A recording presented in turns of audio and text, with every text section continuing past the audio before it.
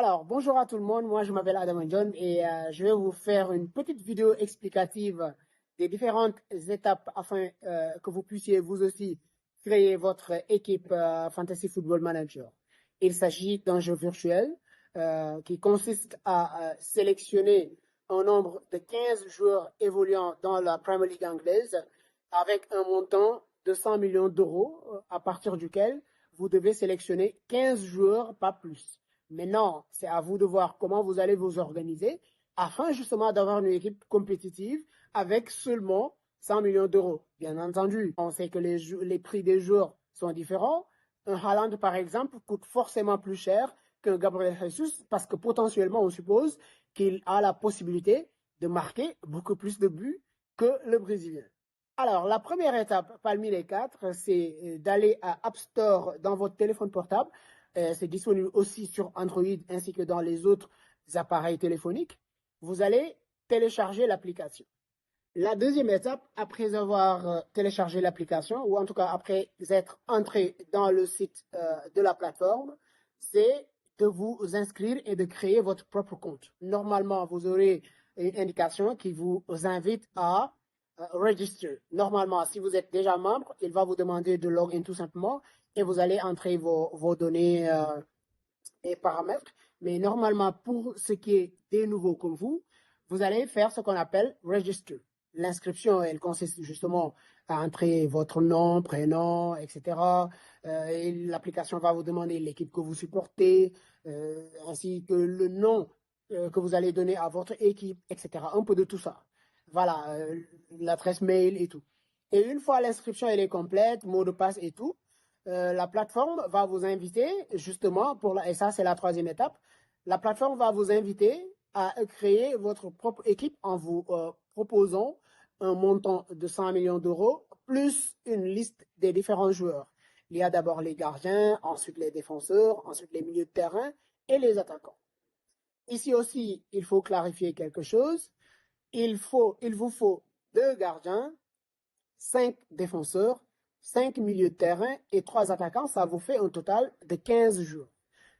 Tous ces 15 joueurs doivent être recrutés à partir justement des 100 millions d'euros dont vous disposez. Vous allez me dire que c'est un montant un peu petit afin de pouvoir sélectionner une équipe compétitive. Bien entendu, parce qu'en l'espèce, il est traditionnellement impossible, difficile voire impossible, par exemple, d'avoir une équipe où il y a Erling Haaland, Kevin De Bruyne, Bukayo Saka, Gabriel Jesus, Mo Salah et par exemple Marcus Rashford en plus d'un défenseur comme Trent Alexander-Arnold. Donc, ce sera à vous d'essayer de jouer sur ces questions-là et voir comment vous allez avoir une équipe équilibrée et, bien entendu, compétitive. La troisième étape, une fois vous finissez de faire votre sélection, ce sera justement de voir comment vous allez vous organiser afin d'avoir une équipe compétitive. Parce que parmi les 15 joueurs que vous avez sélectionnés, il y en aura 4 qui vont rester sur le banc de touche, c'est-à-dire un gardien remplaçant et 3 autres joueurs qui vont être sur le banc, plus les 11 qui seront titulaires. Maintenant, il faut aussi expliquer aux profanes que lorsque vous avez votre équipe, il ne s'agira pas que les points marqués par tous vos 15 joueurs soient comptabilisés. Non, cela ne se passe pas comme ça. Ce qui se passe, c'est que lorsque vous avez votre 11 titulaire, vous avez un gardien remplaçant et 3 joueurs, un gardien remplaçant et 3 joueurs aussi remplaçants. Si votre gardien titulaire ne joue pas, l'application va vous permettre de faire monter le gardien titulaire directement. Si par contre, il y a un des joueurs dans ton 11 qui ne joue pas, un des joueurs du banc va le remplacer. Mais attention, là aussi, il y a une petite sensibilité qu'il faut comprendre. Lorsque l'ordre chronologique des remplaçants est très important, il y a le remplaçant 1, le remplaçant 2 et le remplaçant 3. Le remplaçant 3, naturellement, a moins de chances d'être titulaire. Maintenant, si vous avez une équipe composée de 3 défenseurs, 4 milieux de terrain et 3 attaquants, cela veut dire théoriquement que vous avez 2 défenseurs sur votre banc, plus un milieu de terrain. Si par exemple, le premier remplaçant est un milieu de terrain et qu'un de vos 3 défenseurs titulaires ne joue pas, eh bien dans ce cas, ce n'est pas le premier remplaçant, c'est-à-dire le milieu de terrain qui va entrer, mais c'est le deuxième, normalement un défenseur, qui va remplacer votre défenseur qui est déjà absent au niveau des titulaires. Un dernier élément que je voudrais partager avec vous, c'est ce qu'on appelle les tips. Voilà, il y a plusieurs tips parce que ces tips consistent à utiliser les différents chips, c'est-à-dire des atouts que l'application vous permet d'avoir au fil de la saison. Retenez bien, chaque chip ne peut être utilisé qu'une seule fois, sauf ce qu'on appelle le wildcard. Vous avez la possibilité d'en disposer deux. Une wildcard disponible de la première à la 19e journée, c'est-à-dire la possibilité pour vous de changer l'intégralité de votre équipe sans pénalité de points. Et l'autre wildcard sera disponible à partir de la 20e journée jusqu'à la 38e journée. Ces chips aussi, parmi ces chips, il y a aussi ce qu'on appelle le bench boost qui vous permet une seule fois par saison de comptabiliser aussi bien les points des joueurs titulaires que les points des joueurs qui sont remplaçants. Mais vous n'en disposez qu'une seule par saison. L'autre atout dont vous disposez une seule fois par saison aussi, c'est ce qu'on appelle le free hit. Le free hit vous permet de changer l'intégralité de votre équipe, mais pour une seule journée.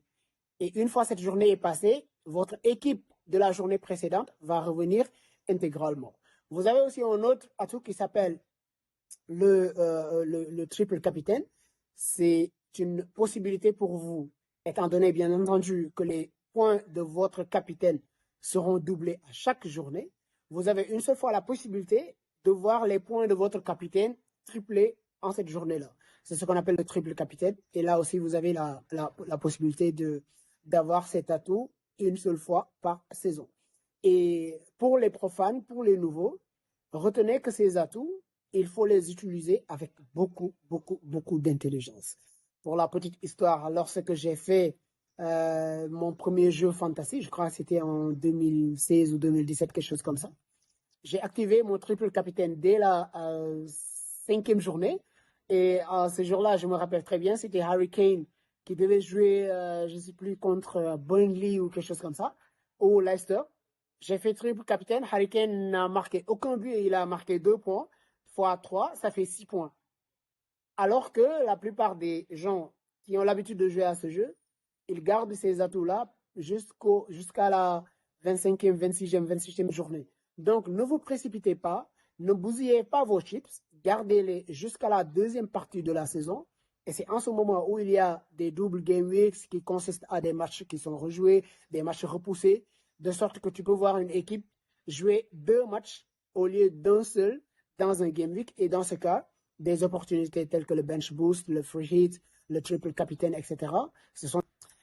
Et la 4e et la dernière étape, et celle-là, c'est une étape qui consiste un peu à participer à différentes ligues, que ce soit des ligues ouvertes ou des ligues fermées.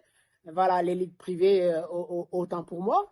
Une ligue ouverte, ce sont des ligues où l'application vous permet d'entrer directement sans même pour autant que vous le demandiez. Généralement, ce sont les ligues de votre propre pays, ce sont les ligues mondiales, c'est-à-dire des ligues générales, ou bien quelques ligues qui appartiennent justement à des équipes que vous supportez.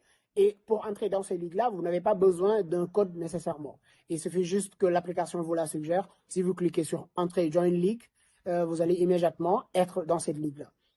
A contrario, il y a les ligues les plus compétitives qui sont des ligues privées, y compris par exemple celle de Fantasy Premier League Sénégal, qui est une ligue hyper compétitive qui généralement est composée de plus de 2000 membres, vous allez voir. Il vous faut un code d'accès, c'est-à-dire celui qui crée la ligue ou parmi les admins, ils vont vous partager ce code-là. Et c'est en mettant ce code dans Join League que vous allez pouvoir intégrer ces ligues privées-là. Et c'est là où les choses les plus compliquées se trouvent. Et ainsi, vous avez la possibilité de participer à plusieurs ligues différentes. Ça peut être une ligue, par exemple, moi, avec Arsenal, je participe à la Ligue Arsenal-Sénégal, je participe aussi à la Ligue Real Madrid-Sénégal, je participe à la Ligue Marseille-Sénégal, oui, parce que ça se passe comme ça. Je participe aussi à différentes ligues composées essentiellement d'amis à moi. Et c'est ainsi que vous allez pouvoir, au fil du temps, devenir véritablement un joueur voilà, de fantasy. Alors que la plupart des gens qui ont l'habitude de jouer à ce jeu, ils gardent ces atouts-là jusqu'à la 25e, 26e, 27e journée. Donc, ne vous précipitez pas, ne bousillez pas vos chips, gardez-les jusqu'à la deuxième partie de la saison. Et c'est en ce moment où il y a des double game weeks qui consistent à des matchs qui sont rejoués, des matchs repoussés, de sorte que tu peux voir une équipe jouer 2 matchs au lieu d'un seul dans un game week. Et dans ce cas, des opportunités telles que le bench boost, le free hit, le triple capitaine, etc. Ce sont des atouts qui vont vous être excessivement importants. Donc, ne les bousillez pas dès les premières journées de championnat. Voilà, c'est ce que je voulais partager avec vous. Merci et bonne chance à vous pour cette saison.